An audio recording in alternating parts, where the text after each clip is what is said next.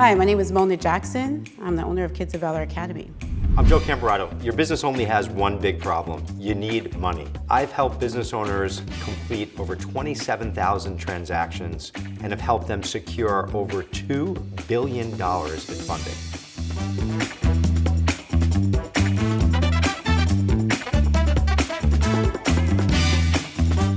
I'm Lynn Smith, national media expert and also podcast host.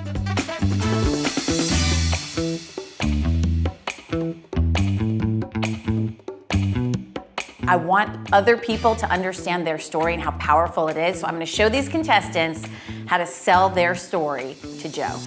I'm Bianca D'Alessio, founder of the Masters Division at Nest Seekers International.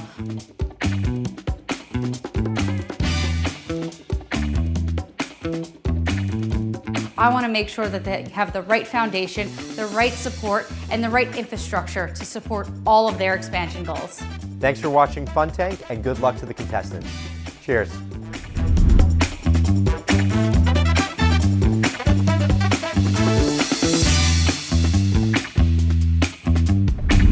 Fun Tank is presented by National Business Capital. To work with Joe's team, go to nationalbusinesscapital.com/funtank. All right, you guys ready for the next contestant? Absolutely. I'm excited. So I'm going to bring on Mona. Mona has a Montessori and daycare. She's up to 4 locations, and has a really, really cool story that I'm excited to to really dive into and understand more of. Hi, my name is Mona Jackson. I'm the owner of Kids of Valor Academy. I'm seeking $600,000 for my business. Awesome. Well, first off, I just want to say your outfit looks amazing. It's amazing, It really the does. energy you had when you walked in. Thank you. I appreciate you guys. I wanted to make sure I beat you. Yeah. You got it. Thank you guys. Make my day. Yeah, so Mona, please tell us, how many schools do you currently have? I have 4 schools now. Amazing. Yes. So give us the backstory about, how you got started, how you got into this. Yeah, it was tough. And I opened it in the urban area, and that was important to me, mainly because a lot of times there's not quality childcare there. And a lot of times we've had our bus stolen. Like we've came out and we've had Cadillac converters stole off of it. So a lot of times that's an extra cost that a lot of business owners they don't want to deal with. But for me, I wanted to take on the challenge. So I wanted to make sure that it was affordable and accessible to every parent. So now we have 4. Okay. And they're Montessori schools and daycare, or just want to be clear on that? We are branching out, so we just have a mix. So we have traditional, and we just we'll open our first Montessori at the end of this month. Oh, that's been exciting. a dream of mine. Yeah, it's been a dream of mine, so I'm excited. It's great. So that'll be your 4th, or this will be your 5th? That would be our 4th. Okay, got it. Okay. Yeah. So the other 3 are actual daycare centers? Correct, they are. Okay. And which age groups? 6 weeks all the way to 12 Wow. years old. And actually, Wow. we had a 2-day-old enrolled, which is a first for us. A 2-day-old. That's Oh my how God. much Wow. parents have to get back to work in some areas. I am originally from Colorado. I currently live in Houston. I currently have 4 locations, and my goal is to get to 7 throughout the Houston metro area. The drive for me is to make sure that every child has affordable childcare. To open our new location for moms to be able to bring their kids at no cost while they get back on their feet to go back to work. That's what it's for. Mom to mom. Yeah. Tell me what really drove you into this. Why did you want to solve a problem in your community? Why was this personal to you? Yeah. I was kind of a top student, and it was not fun to be a 17-year-old pregnant walking around the school giving awards on stage. You were a teen mom. Yeah, the teen mom. Wow. And a 17-year-old mom, my mom worked hard to make sure I could go to the best schools, and all of a sudden we're looking at how do we raise a baby, where do we live, how do you have money, affordable housing, all these things, and graduating from high school. And I remember going into the office and the principal telling me, hey Mona, I'm sorry, you cannot take this award, you can't be up on stage, everything I worked for, just basically your embarrassment, we want you to go off to this teen mom and kind of push you away. It's an incredible amount of confidence to do what you did at 17, to still pursue and to still, and now you teach that confidence to some of these women, right? Where'd you get that My mom is my everything. She is my rock. She almost lost her life from domestic violence. And one of the things that I promised my mom, sorry. It's okay. Oh, it's okay. It's loud.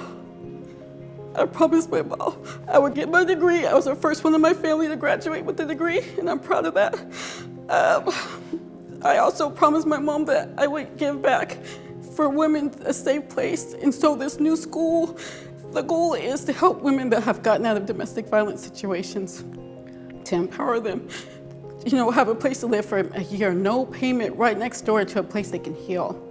Still be a mom, have their kids at a safe place close by. And then I hopefully inspire them. And so this is my job and my way to pay it forward for other women. Create a safe place, and I'm gonna do this. You are You are doing it. Yeah. Yeah. You're doing it already. Doing it. I've changed their lives, and they don't realize they've changed my life because they believed in my vision. They trust me with their child, and I don't take that lightly. So a lot of times we celebrate each other. Yeah, family. My success is their success. I want to say thank you for being honest, real, and vulnerable. What is that ultimate goal? You're on to your fourth school. Like where does this go from here? What is the big vision?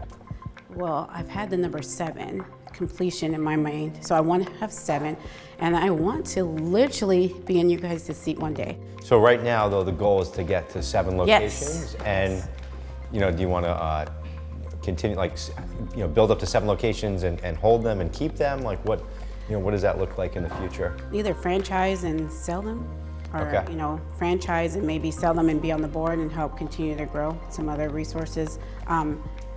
Go nationwide, possibly. And do you get paid from the state, or is it do people pay you? Is it a combination of both? Like how does that work? A combination. So we get some state funding. Sometimes I have to write grants to help with paying more for teacher salaries, and then private pay parents. You were literally changing the world. I mean, the generational impact that you were having on families and communities, it's incredible. I'll share my story with you if that's okay. Yeah, please. So when I was just starting a big pivot in my career about 5 years ago, I was just starting to get my sea legs in real estate sales. I was starting to gain some momentum, and my father was a very predominant real estate developer in the city, and very unexpectedly, and unbeknownst to me, was arrested by the FBI for a financial fraud. And I was practicing and growing my career in the same exact industry where my father and my name and my reputation was tarnished, and I was so embarrassed. I didn't want to pitch my business. I didn't want to grow my brand. I thought of changing my name because I never thought that people would trust me or would want to work with me because of that. And it has taken me a very long time to realize that the power, when you said something before, and I talk about this all the time, it's staying power. It's showing up every single day and it's fighting, and it's really freaking hard. Yes. When every force is against you and telling you can't do it and you won't make it and the odds are stacked up against you, but you show up every single day and you put that smile on because your positivity radiates to everyone, and people want to feel that energy because the emotional connection of working with someone you love and you trust, you don't find that at most business. And when you do, it's so rare that you just want to hold on to it so tight and support those people. So we are believers in you and beyond. Thank you for empowerment. Thank you. 600,000 is what I'm asking Joe for. And I plan to flip that. And it's to be able to open a school in the childcare desert area. Usually within 6 months, we start to be cash flow positive. The building is so important. I have so many moms coming in, and I've had moms sleeping in the car.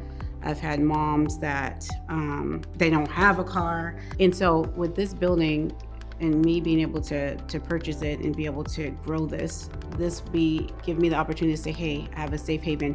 In order for me to further my mission, I need this building. Yeah. How many students and employees do you have at each school? Oh, so we have a little over 52 teachers now. Amazing. And we have about Probably 302 students total. Wow. And when did you open your first school? 5 years ago, 2018, March 2018. That's a lot of scaling. It's like your delivery date with your mom, you know, that delivery date. I feel like that was my delivery day. I was like, ooh, March 2008. I will never forget that. Wow. Yeah, literally. I love your story, but it's time to get into the business. So you have 4 locations. The 4th one's just about to open, so you have 3 locations and that are generating revenue, correct? Yes, Okay. And what are those 3 locations doing in revenue total, roughly? definitely. So they're about 1.5 million right now. We should end a little over 2 million this year. Awesome. Okay. And is the business profitable? Yeah, absolutely. Okay, great. Last year we profited 500,000. Good for you. Great. Nice. Awesome. And do you own the real estate for the Yeah, we business? do. So 2 of the buildings we own and 2 we lease. Oh, that's great. Yeah. Okay.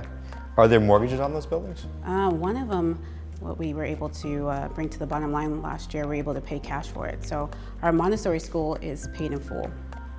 That's great. Yeah. Utilizing the right type of debt to conserve cash to give you the ability to put down on the next one and the next one and the next one it is actually can be super healthy for you and get you to build up to those 7 locations to build additional profit and also build value in what you're doing. So I see with all entrepreneurs and for you and for all of us, the ability to grow as an entrepreneur and change the way that you think will be what's going to limit you or help you grow to a level that you never thought was possible. What are you looking to use this $600,000 for? So to secure the building, so to be able to purchase the building from the current owner, rent just keeps going up and he's aging out, which we find a lot in the industry. Okay. And so to go ahead and secure that, and we're at capacity. So we've ordered another building that we're gonna put, and then we need to build that out on the property so we can expand on that site. What's the additional money for? So $220,000 for the building. Let's just call it 200, so another 400,000. What is that $400,000 for? So I want to convert the house for the women to be able to stay there that are coming out of domestic violence or different situations. We have some homeless moms that we want to be able to help, so that'll give us the money to be able to get the 501(c), be able to have the revenue to do that, start doing some different grant writing and things to get extra money in, getting the equipment and everything that we need there. And then also to be able to have a job training program that we need to build out in order to help the women in order to get where they need to be. So it's kind of flipping the whole, not just focus on nonprofit, but it'll actually be profit and a nonprofit together, basically. So I think before you run to the nonprofit, you definitely want to have some talks with some banks, which I can help you with. Okay. And also attorneys that are skilled in nonprofits, just to make sure that you don't hurt yourself in being able to finance and fund things. Okay. And not to say that you can't have a nonprofit, but maybe it's a nonprofit for a specific thing that doesn't trip you up with the rest of the businesses. Okay. Because I've seen this happen before, and people get ahead of it, and then they wind up actually hurting themselves. Okay. Because they can't get funding because it gets technical on the nonprofit side. Yes, and that's what I'm afraid of, and that's why I Yep. wanted to get your advice, so I appreciate that. I would love to hear a little bit more about your actual organizational structure and your Sure. people for how you are building so many businesses and locations Yes. all at the same time. Definitely. Literally all women, a lot of them have degrees, so they've been in early childhood or elementary education, and they've at least have 2 years of experience. So I have that, and then I have my directors that actually run the school, so they're director qualified through the state in order to manage childcare centers. Heavily regulated business. So how many employees do you have that are not teachers or directors that don't touch the school? Oh, sure. Just talking specific about what Like does the with management corporate. team look Yeah, so the management team, there's 6 of us. Great. Yeah. Yeah. What are the titles and roles? So we have payroll in HR. We have marketing, social media. We have a regional that manages all the schools. We have maintenance that keeps the schools up to date, landscaping, all those different things. And then we have my right-hand person that works with me, just keeping the schedule, setting up different meetings that we need, any issues that we've had in the schools that may be as concern. And then we have she's kind of a dual role, she does the training. So we have lots of trainings that are required every year. There's a few things that need to happen, and I want to work with you on this. Okay. One is, I think you have to look at separating each school into its own entity. I agree. Because that'll change a lot of things what you can do from a lending perspective. Okay. It'll probably make things a lot cleaner. And then also look at these properties and buildings. You've got assets, Okay. and those are you can leverage those with good quality mortgages to utilize that cash to get the next location open. You know, this building purchase, we can do an SBA 504 loan. You can put down 10 to 15%. It's very minimal money. You can finance it over 25 years. Okay. You can also look at a local bank or a regional bank or a commercial focused bank to also purchase this building. But you have to put down typically 25 to 30%. Okay.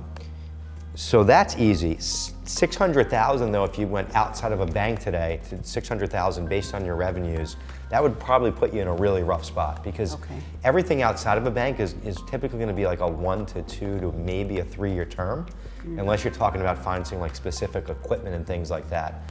And this seems like more working capital to get the building right. I think we need to really sit down Okay. and look at all of the structure and everything that you got going on, and more importantly, get a structure in place so you can plan for future growth. I think purchasing this building we can do utilizing an SBA 504 loan.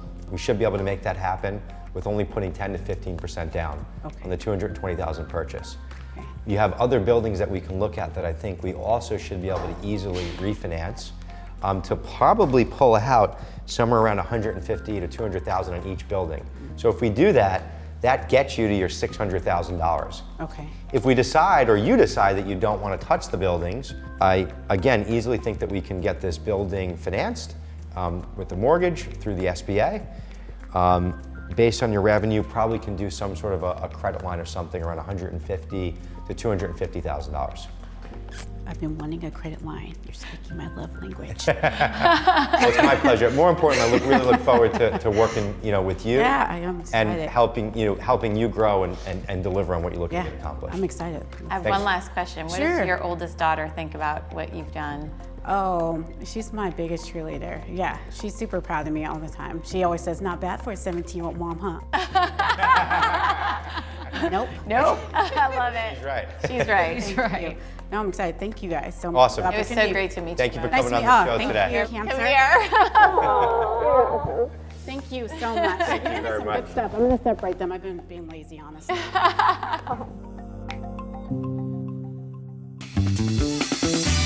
Walk in, I asked for 600,000, and what I learned through the conversation was, first of all, I was inspired by Joe. He gave me some invaluable information that I think money cannot even give me. I'm so excited to get back, but I think one of the things is that I have to leverage what I already have in my hands. I have real estate and other things that I can leverage for money, and so I have to make sure that I don't put myself in a position to where I'm negative cash flow, and also utilize debt, which I'm terrified of, but it's okay if it's good debt. So that's one of the big takeaways. I was touched to hear that I made an impact on everybody on the panel. And sometimes as entrepreneurs, it can be a lonely road, and sometimes you start to question, am I doing the right thing?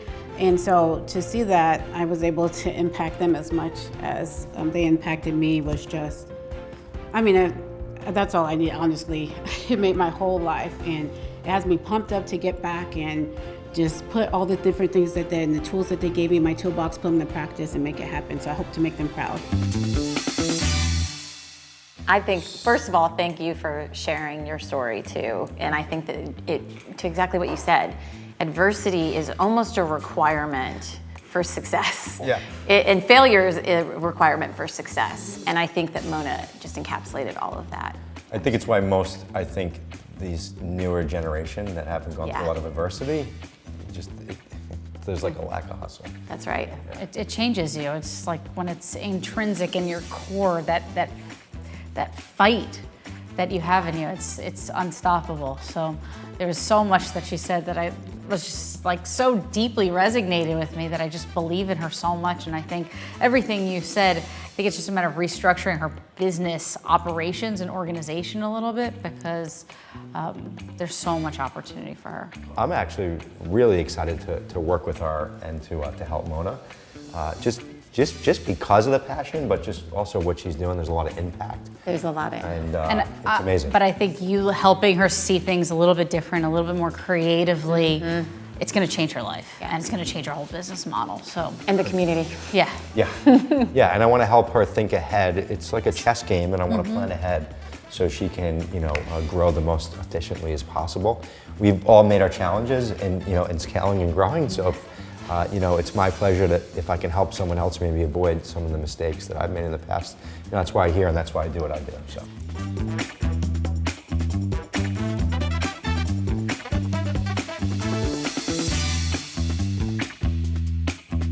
Fun Tank is presented by National Business Capital. To work with Joe's team, go to nationalbusinesscapital.com/funtank.